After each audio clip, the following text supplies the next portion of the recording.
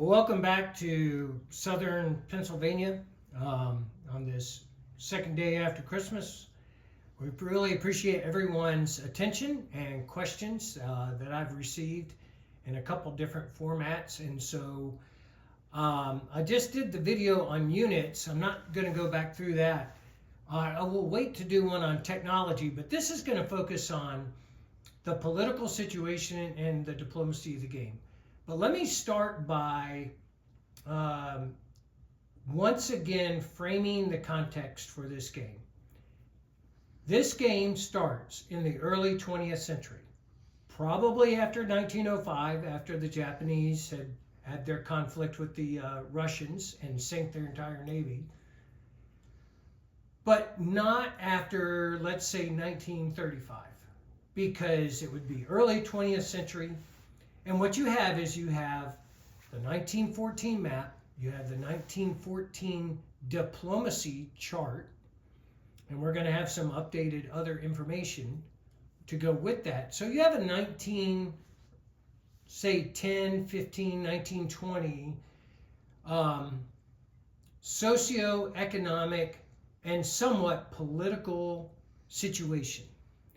The difference then that we first see is that none of the alliances are set. So in playtesting this and working through the dynamics of how this game could best be played and transition, one of the important elements of this is that you will be able to seamlessly transition between 1914 to 1936 on the 1914 map. So you don't change maps, you definitely change lots of units, but you have all of these ancient empires, hence the game Global Empires.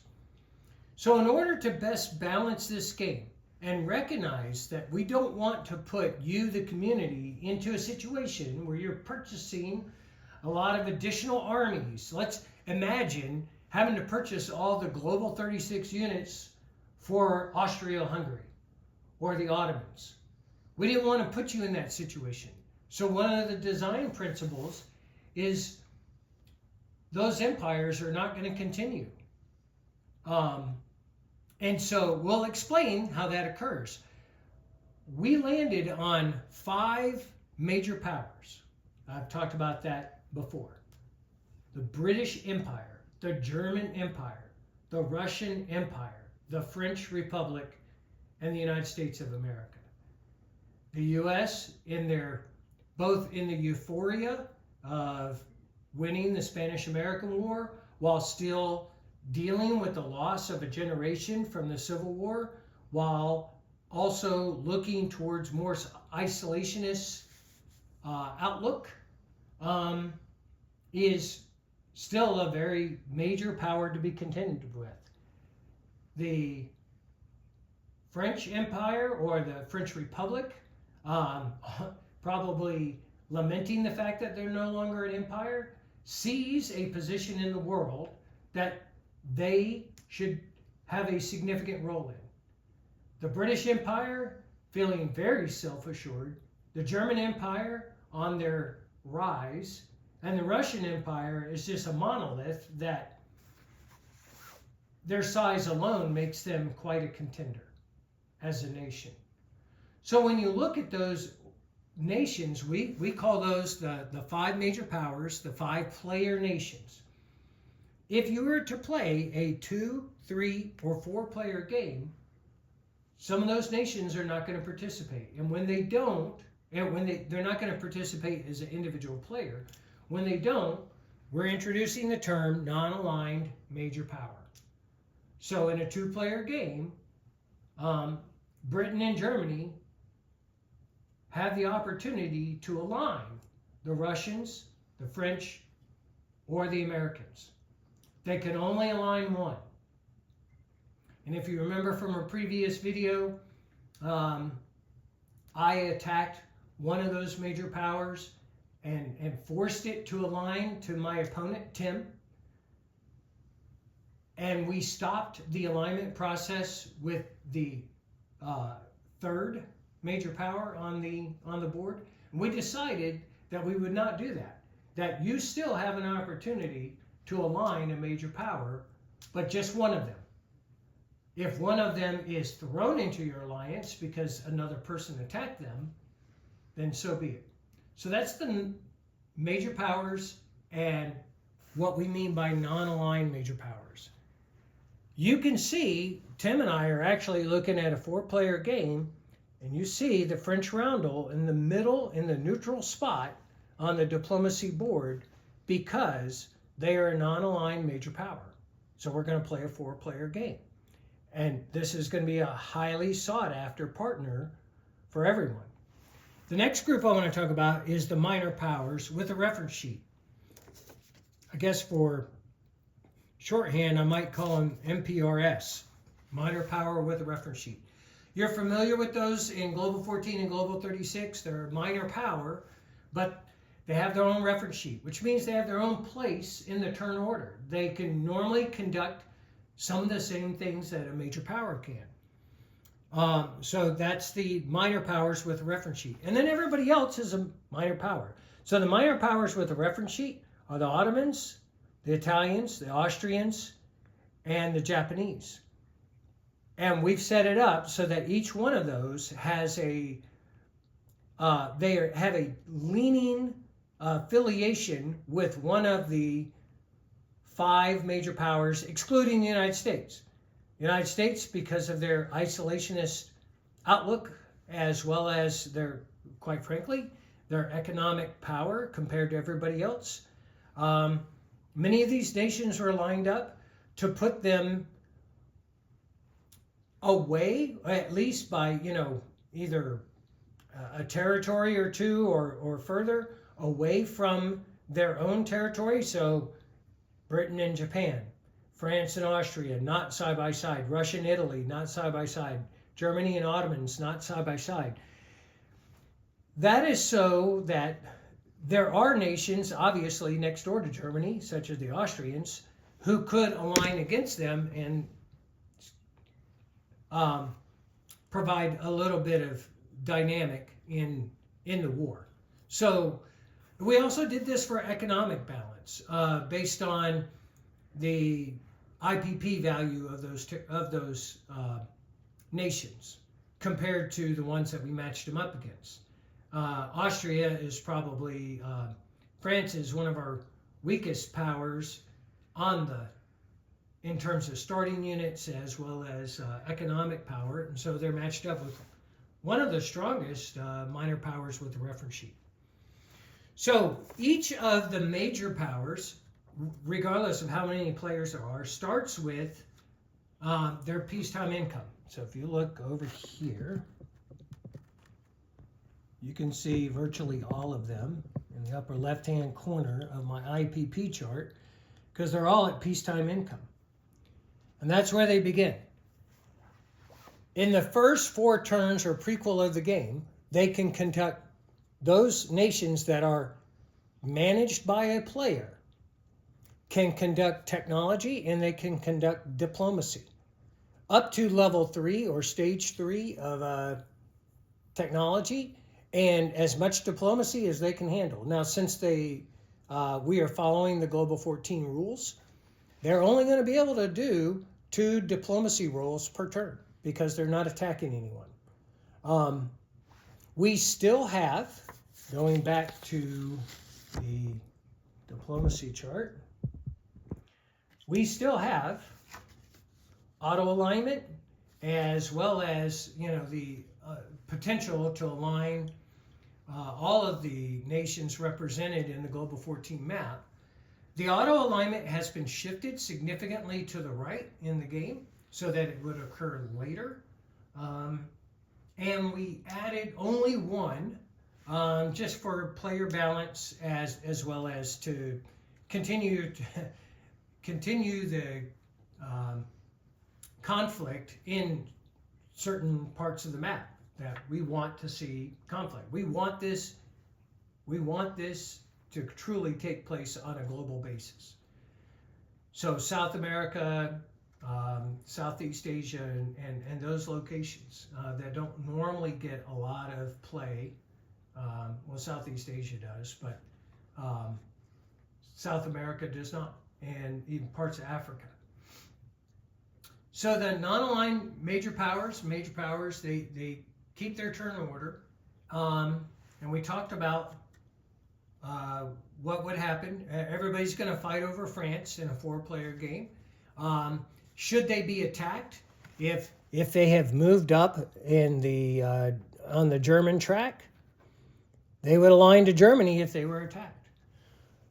Should they be attacked while they are neutral, they would align to the closest power, that assuming that nation hasn't attacked them, and that would be Germany with the closest home territory. So once again, they would align to Germany. So it would not be ideal if the British were to attack them on the first turn. Should they be attacked if they were by Germany on the German, and they were already on the German track, they would just flip to the next alliance that is closest, which in this case would be the British Empire. So they would become a part of the British alliance, put it that way. All of the French nation will collect their peacetime income every single turn until they're aligned. They start at 3, they could have 30 IPP before they're aligned by somebody. That has been a very useful balance in the game and has helped make sure that they're ready to enter the game. If you think about it, that would be the 9th or 10th turn. So they need to be prepared to kind of launch into it. They're already going to be at a disadvantage when it comes to technology, but that's okay. I'm sure the person who aligns them won't cry too much about the fact that they've got the weak French partner on their side, because it's better than none. Now, the minor powers with the reference sheet that I talked about, the 4 around the board. There's some pros and cons to each of them.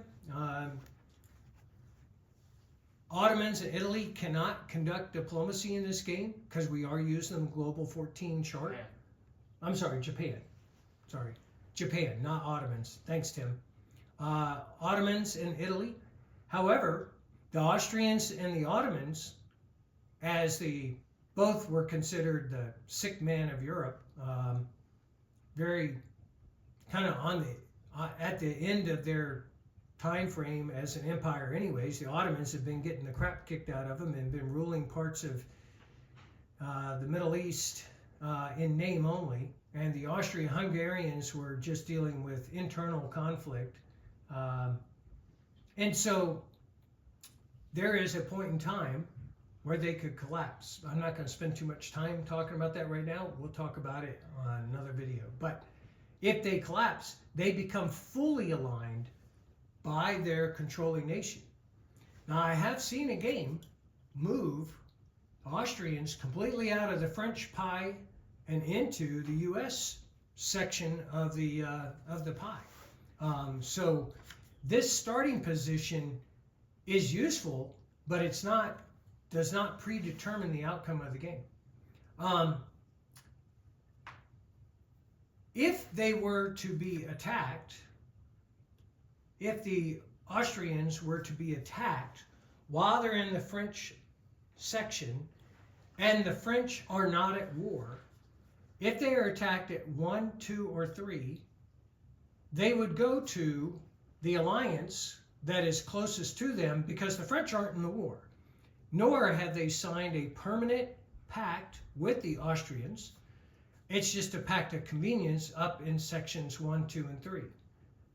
So if, say, the Germans were to attack the Austrians, which actually happened in the last game, and the French weren't at war, the Austrians would then move, as I look over at it, they would move over to the Russian section of the board, at least in this case.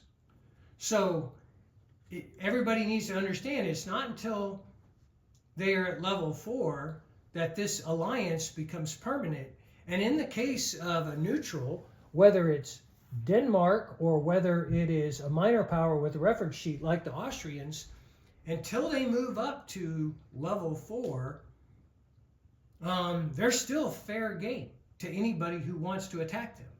However, once they're at level 4, think of it kind of like a mini NATO pact, where an attack on one is an attack on all. And should you attack them, even though France is not in the war, but let's say Denmark auto-aligned to France at some point in the historical context of the game, that would be an attack on France. And should that happen, France is now in that opposite alliance. So again, Germany attacks Denmark at level 4. France is a neutral. France would become part of the British alliance. Not unlike World War I, when Germany attacked Belgium, and that is when the British decided to join World War I. They had not decided up until that point. It wasn't until the point where the Germans violated Belgium neutrality that the British made a firm decision to go to war. So each one of the major powers and minor powers with a reference sheet come with a national objective, and they come with a secret objective. So that's the other beautiful thing about aligning them. I can see some people getting a little, say, irritated, maybe frustrated, because their objectives are not obtainable, especially if you align somebody halfway through the game. But the reality is you just got more opportunities to get points. So don't cry about it. If the secret objective of the French happens to be the exact same secret objective of Germany, and that's who they align with, I understand, and the way we've written it, only one of those nations could obtain that secret objective. Let's just say it's more armor in the game than everybody else. That's their secret objective. So so only one nation can achieve that. But that's okay, because that's points you wouldn't have gotten otherwise, or you only had one opportunity to get. Now you have 2 opportunities to get it. So hopefully that kind of balances out. The other beautiful thing about having someone in your alignment or in your section, we played a game recently where Germany had France at level 2 for over half the game, and wasn't able to move them up, or every time they moved them to level 3, the United States would exert some influence and pull them back down and so on. And trust me, it was a little kind of disconcerting. I couldn't get them fully aligned, but the beauty of it was I was able to use their ports in their supply path. So following the Global 36 version 4.2.1 rules, utilizing the supply path, Germany was able to sustain their secret objective, which was to take X number of territories in Africa. And the way they strung that supply path together was utilizing French ports in order to do so. Lastly, we haven't talked about it. You don't see China anywhere in there. I haven't really mentioned China. China is still in a civil war. They participate in the conflict in their own way. They can be attacked by anybody. So if you want the Chinese capital, you can go take it. Good luck holding on to it.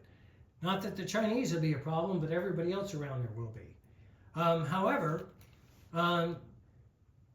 there are points towards the nation, either Germany or Britain, that aids the warlords or the nationalists to achieve in a certain number of territories being held. It is a way to keep that as an important area of contest in the game, but China will never align to any of the alliances in the conflict. Now this video is running long, longest one I've done yet, but I thought it merited some explanation. I understand, again, that we continue to field questions about the timeline and the historicity of it. The historical context is a starting point.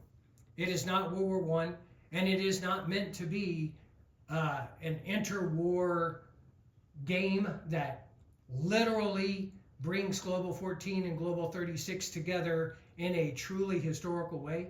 It is a alternate history opportunity for owners of Global 14 and Global 36 to employ their entire array of forces onto the map and take their chances in achieving objectives for their alliance.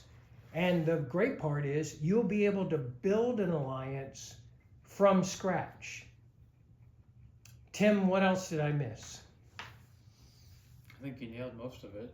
I mean, aligning other nations is going to be a big deal because you're going to get their pieces, their extra objectives, going to get their capital because capitals are worth points. So even if you align France in this 4-player game we're going to do and can't do either of their objectives, you're still going to get the point for Paris if you keep it.